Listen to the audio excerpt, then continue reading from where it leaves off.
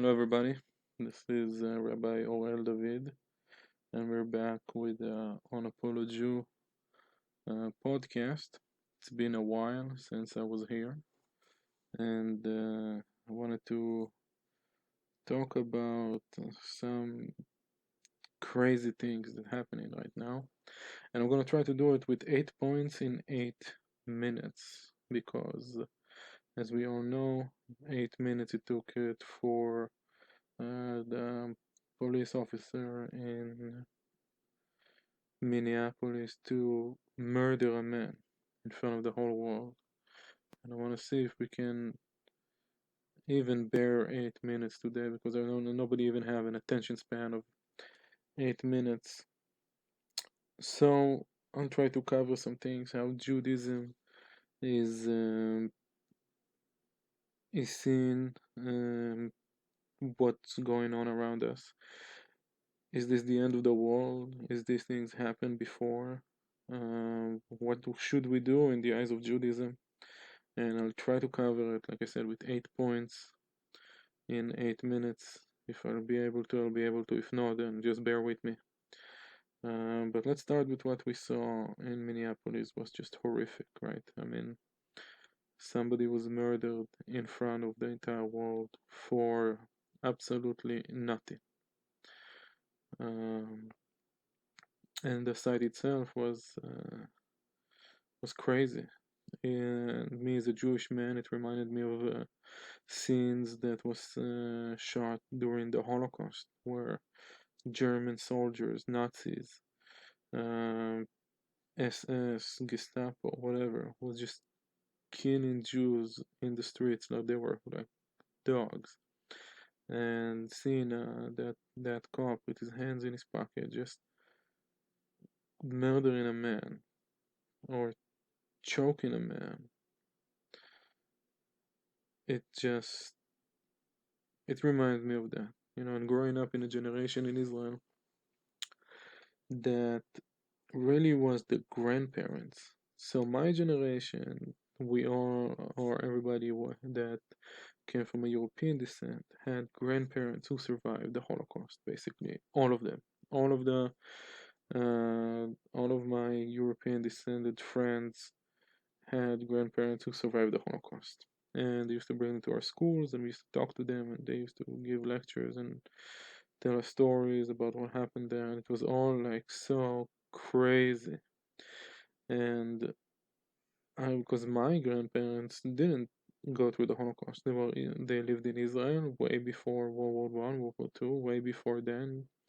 My mother's family lived in Israel over 10 generations, and they actually revolted against the British and the Ottomans, and whoever was there, they were part of those resistance groups. So it's hard for me to imagine a group of people that are being subjugated to a tyrannical regime in my mind, right? Because I grew up on the stories of my grandfather blowing up uh, British police stations, and my dad, fighting terrorism against Israelis, and all these stories, and thinking about a Jew that walks down the street and a Nazi cop just shoot him or abuse them in all kind of ways, just kind of beyond me, because I figured, why can't you just resist? You take a gun, why don't you fight back? And you might get beat up, but at least you fought back. You didn't die,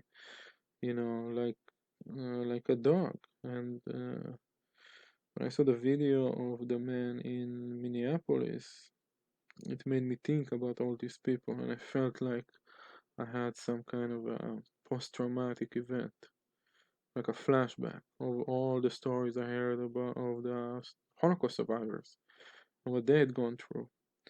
And suddenly, you see a man, a full-grown, strong man, just murdered in front of the whole world's eyes on Facebook Live or whatever it was. It was just crazy. And really, the attitude that it's racially involved, right? Because there is racism involved within the police department and how they target black people, especially minorities, but black people especially. I wanted to talk about how Judaism see any people, see the world, see humanity. So we have a tractate in Judaism that is called Avot, which means fathers, the fathers of the nation, which is all the rabbis that survived a massacre by the Romans after the Second Temple was destroyed. And they all led and said a certain thing that was documented. And there is one documentation from one of the greatest rabbis ever lived. His name was Rabbi Akiva. In the Tractate of Brachot, it says, Rabbi Akiva, he used to say, beloved is man, man it means humanity, for he was created in the image of God. Especially beloved is he, for it was made known to him that he had been created in the image of God. As it is said, for in the image of God he made man. That's a translation from the Hebrew to English. But think about that. We are the only creatures in existence, right? That God told us that He created us in His image. That's why we are especially beloved by God. Not saying that all the other creatures are not as beloved by God, but for example, you can kill a cow to eat, but you can't kill another human being to eat. That's how much we beloved. Yes, God created the cow, and God created the fish, and God created all the animals in the world, but we as humans are allowed to take their life for sustenance, while we're not allowed to take another human's life for sustenance. And that's how much we beloved. Just this, like the most simple example that I can bring. And then I was thinking about all the riots that happened, and really, why is a riot happening? Really, why is what's the reasoning? What's the spiritual reasoning behind it? So it says like this in the book of Isaiah, the prophet Isaiah. The prophet Isaiah starts really in the beginning, and it uses a verse when it says like this. And when you lift your hands, I will turn my eyes away from you. Though you pray at length, I will not listen. Your hands are stained with blood. What do you mean your hands are stained with blood?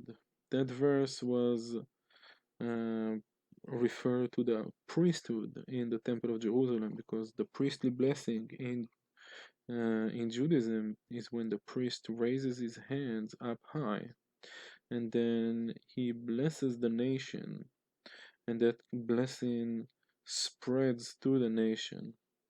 So the prophet tells the priesthood, tells the royalty, tells the rulers basically, even if you pray for me, even if you pray in length, I will not listen to you because your hands are full of blood. And what is blood in Judaism? Blood is a few things.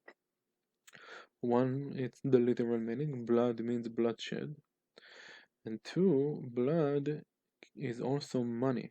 Because we learn in the Torah that if a thief steals, he shall pay blood.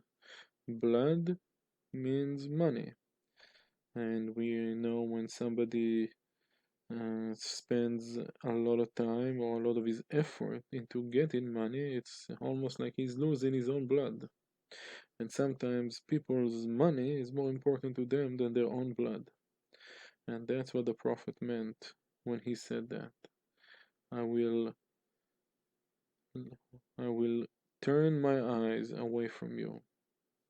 Your hands are stained with blood. And then we have to remember the sixth commandment. The sixth commandment in the Ten Commandments is don't murder. Just don't murder. It's not don't murder because I am your God, right? Because it says in the first commandment, I am the Lord who took you out of Egypt to be your God, right?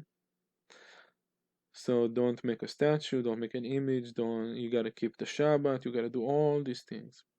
But when it comes to the when it comes to honor your mother and father, so you shall live longer. But then in the sixth commandment, God says, don't murder. Don't murder doesn't need an explanation. You can't murder people. Any people. Doesn't matter what.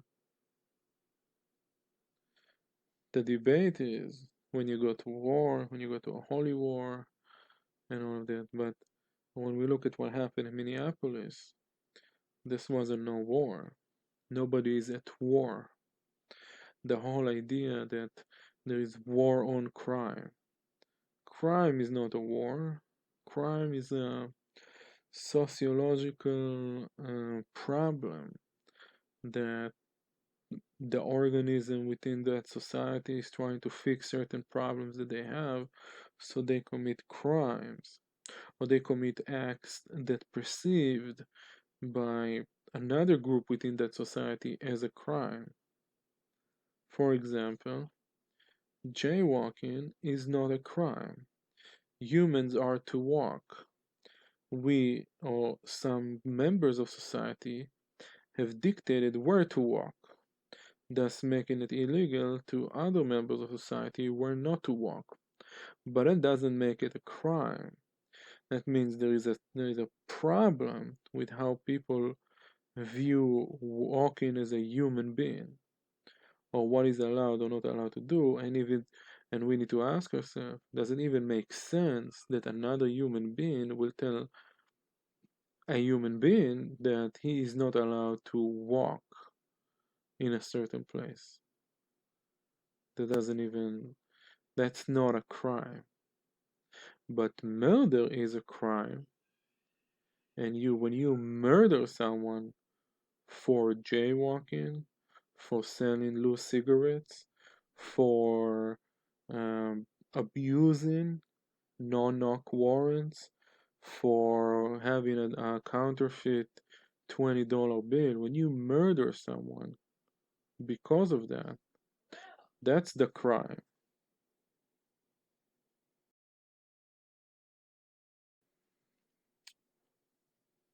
So,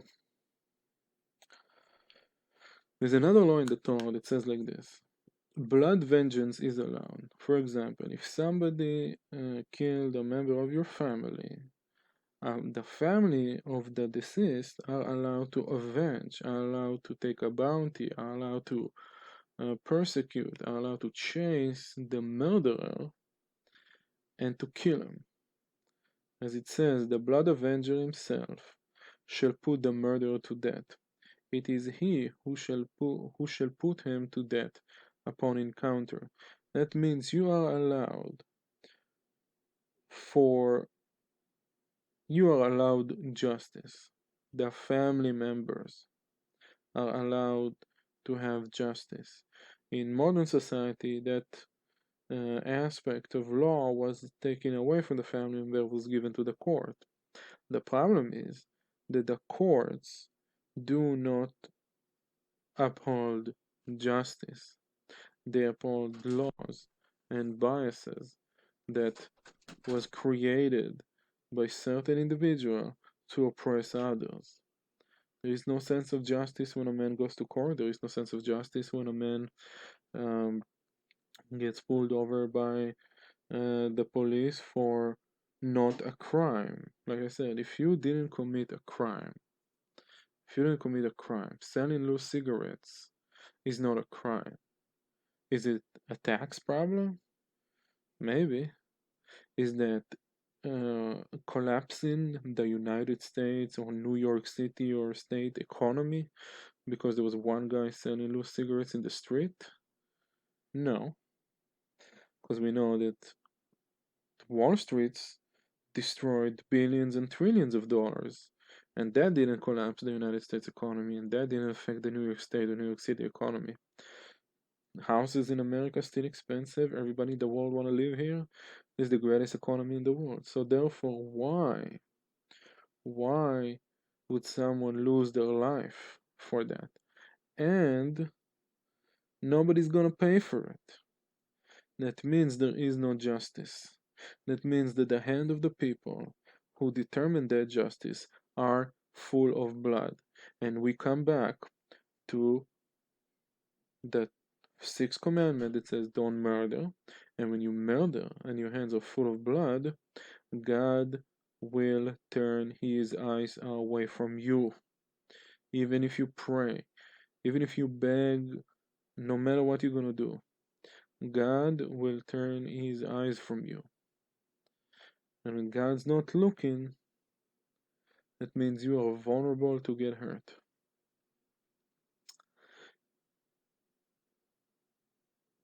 My fifth point, I went through some issues here. My fifth point I wanted to talk about is the 13th Amendment that so-called emancipated um, African Americans from slavery. And let's just read it for a quick note. It says like this: neither slavery nor involuntary servitude, except, that's very important, except as a punishment for a crime whereof the party shall have been duly convicted in a court of law, shall exist within the United States or any place subject to their jurisdiction. So, when we read that and we understand that one, there is, first of all, mass incarceration in the United States in levels that exceeds some of the most, you know, retarded countries in the world, more than Iran, more than China, per capita. We got to ask ourselves, wait a minute. When they wrote the 13th Amendment, right, we had plantations with plantation owners, and in those plantations were slaves.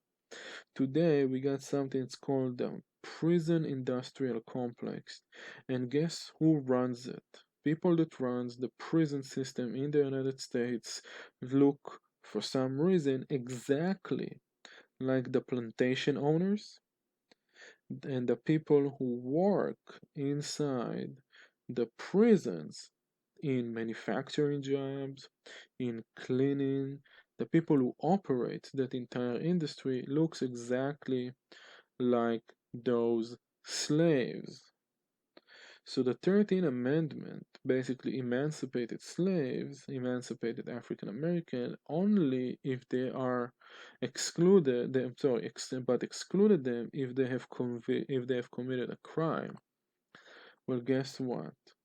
There is a culture of convicting African Americans for non-crimes so they can serve in the prison industrial mechanism that creates billions and billions and billions and billions and billions of the year a year for states, for private corporations, for almost the most corrupt institution in the world, which is a government, a state government. And I'll give you some numbers. According to the National Corrections Industry Association, California Prison Industry Authority, fiscal year 2012-2013, had the largest sales year of $180.2 million. That means that's the largest of any state correctional industry in the United States. CalPAA, or California Prison Industry Authority, made the sales in state expenditures for fiscal year 2012-2013 total $224.4 million. We're talking about a company that is owned by the citizens of California. It's a state-run company that employs prisoners, right? California is the largest prison holder in, I think, Western society, if not in the entire world, per capita.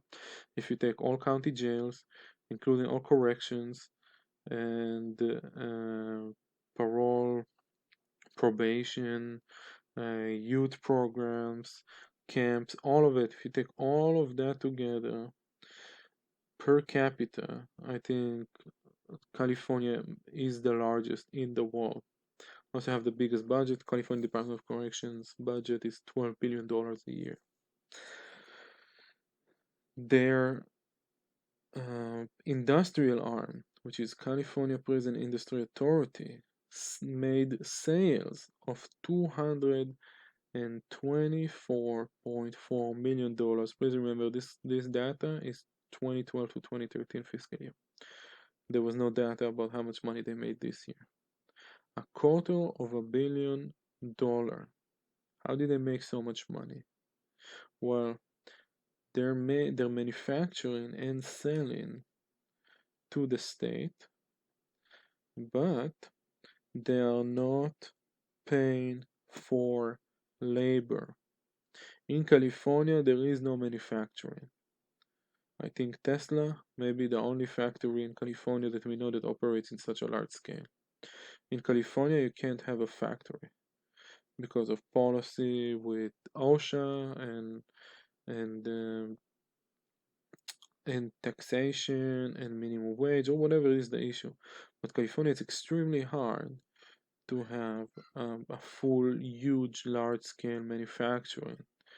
Tesla is doing it some magnificent way, but obviously when they need to do the batteries plant, they open it in Nevada. But California prisons sold $224.4 million of people that work in California. Please remember that 56% Hispanics in the prisons.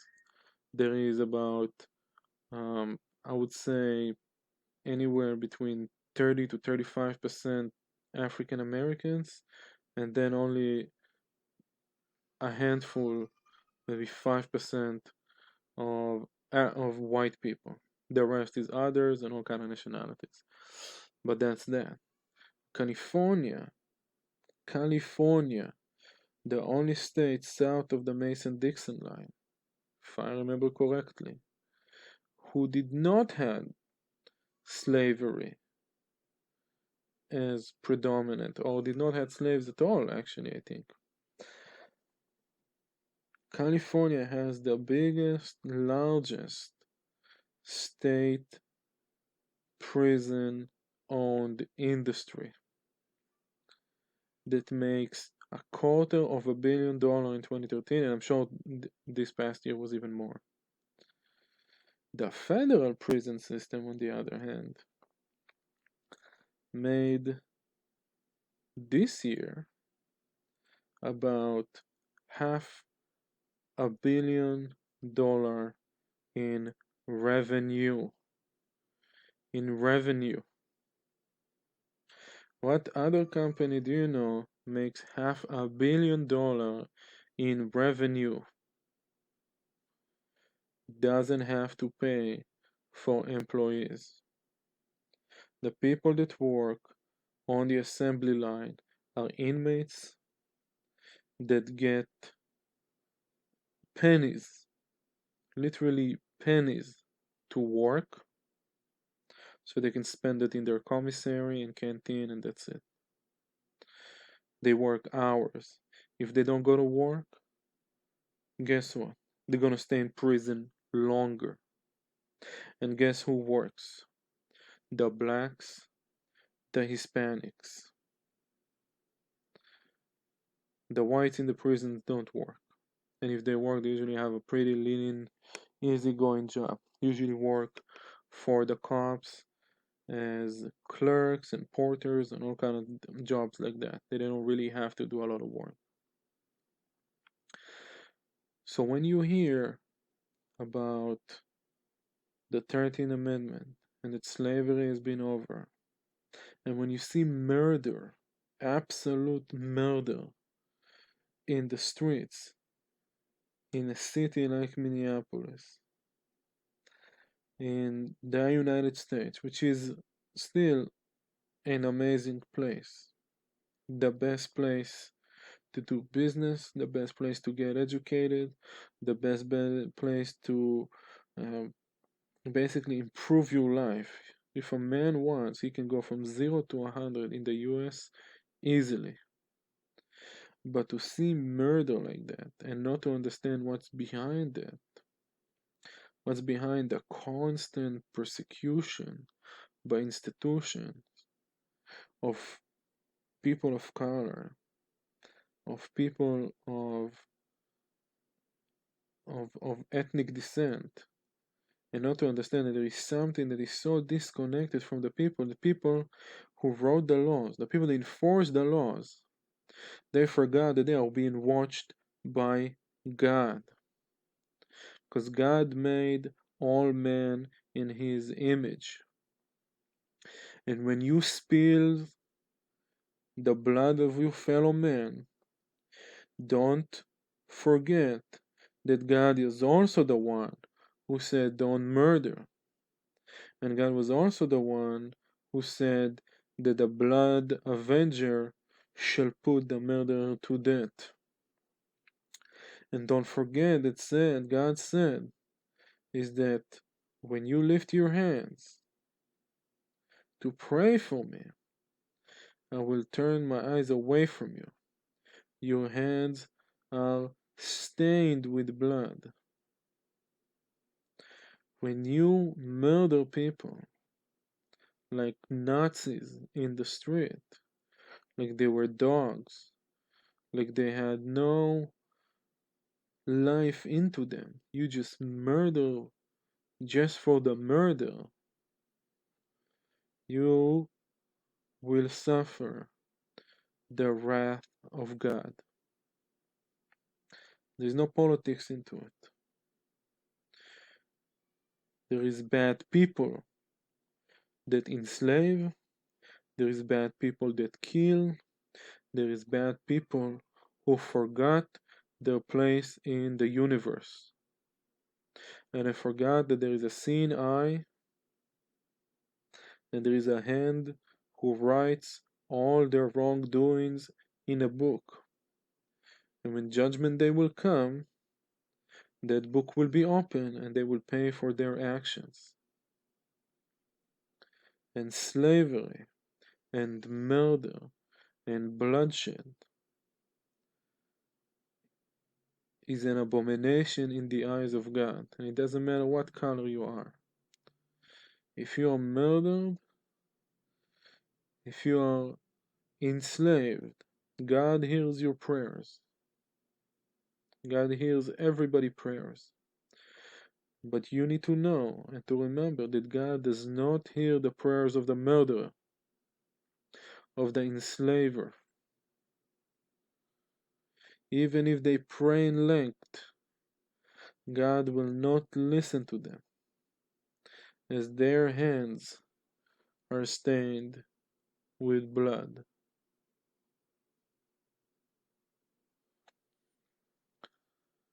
That's all I have to say here. I really hope things will be changing. I really hope that people will remember that God is our light and guide. And I really, really, really hope that people will rethink what punishment should be.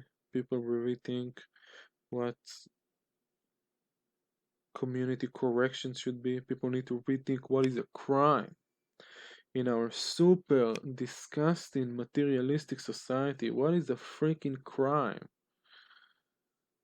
Is jaywalking a crime? If you live in San Francisco, there is human feces all over the streets. If you stop and pee in certain parts of this country, you can be registered as a sex offender. It can't be like that. You can't persecute certain people constantly and say it's not racism and say the system is not rigged against them when everything that you do that you wrote in your constitution, except as a punishment for a crime whereof the party shall have been duly convicted, right? Slavery nor involuntary servitude, except as punishment for a crime. So when you decide that a certain population is always guilty, and you, as a result of that, you always enslave them, that's shedding blood. And that's what God says. Though you pray at length, I will not listen. Your hands are stained with blood. This was my take on the murder of George Floyd, and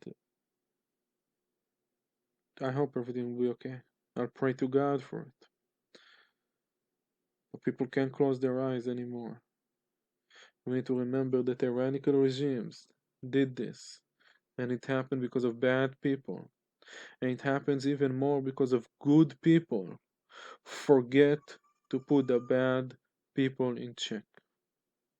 God bless you, and God bless everybody.